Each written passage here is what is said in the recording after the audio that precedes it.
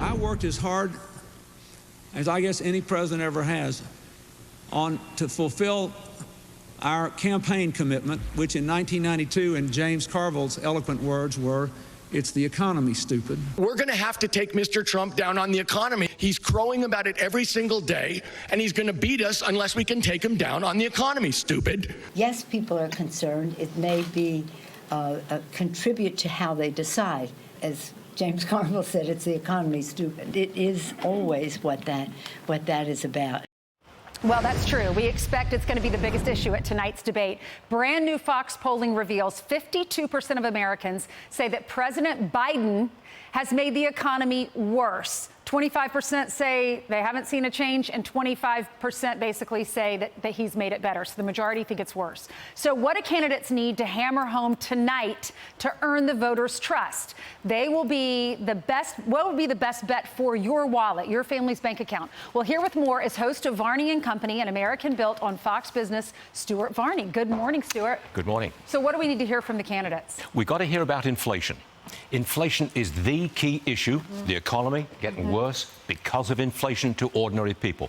The candidates have to do two things. Number one, they've got to make us feel that they understand inflation is a shock. Going to the grocery store, the gas station, it's a shock on an individual basis. Don't quote high-flown economic theory. Don't give us a bunch of statistics. Show us that inflation is real, you understand it, and it's a gut issue. Come down to the gut level. Yeah. Secondly, they got to tell us what they're going to do about inflation. None of them has yet been truly specific. I'll bring down inflation by doing this. DeSantis says he's going for growth. That he thinks will maybe take care of some inflation. Ramaswamy, he's going for growth. We have Nikki Haley. She says that government spending started inflation, so cut some spending. Okay. Tim Scott, cut spending and regulation, but nothing specific about inflation. So I think they should get explicit about what they're going to do about this key problem. I agree. Like, if they could go through and say, this is what the government is spending your money on, and if it's something ridiculous, they can say, I'll give you an example, we'll cut that. Just like when President Trump said, I want to fix the border, he came up with the solution, I'm going to build the wall, remember? Yes, and it worked because he said what he would do. Absolutely. He gave us specific. Okay, condition of the economy and personal finances. Let's look at this, Stuart. Yeah. Overall economy, 80% of the people said it's only fair or poor. Only 20% said excellent or good. And then when it comes to your personal finance situation, 65% said it's poor or fair, and only 35% said it's good. Well, that's 65%. That's because of inflation. Your personal situation is eroding. Your standard of living, your quality of life, to some degree, is eroding because of inflation. It's the key issue.